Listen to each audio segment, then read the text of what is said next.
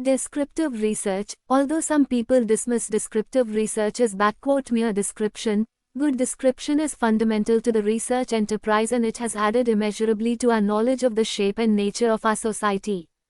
Descriptive research encompasses much government-sponsored research, including the population census, the collection of a wide range of social indicators and economic information such as household expenditure patterns, time use studies, employment and crime statistics, and the like. Descriptions can be concrete or abstract. A relatively concrete description might describe the ethnic mix of a community, the changing age profile of a population, or the gender mix of a workplace.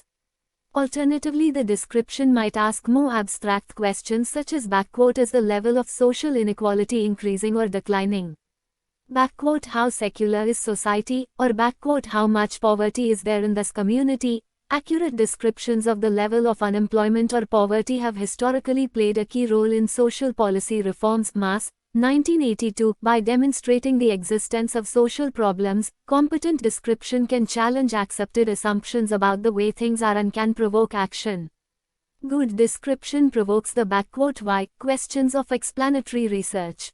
If we detect greater social polarization over the last 20 years, i.e. the rich are getting richer and the poor are getting poorer, we are forced to ask why is this happening? But before asking why, we must be sure about the fact and dimensions of the phenomenon of increasing polarization.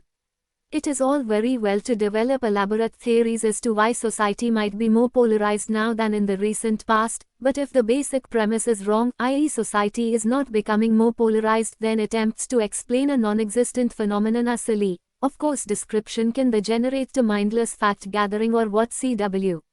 Mills, 1959, called "abstracted empiricism." There are plenty of examples of unfocused surveys and case studies that report trivial information and fail to provoke any why questions or provide any basis for generalization. However, this is a function of inconsequential descriptions rather than an indictment of descriptive research itself.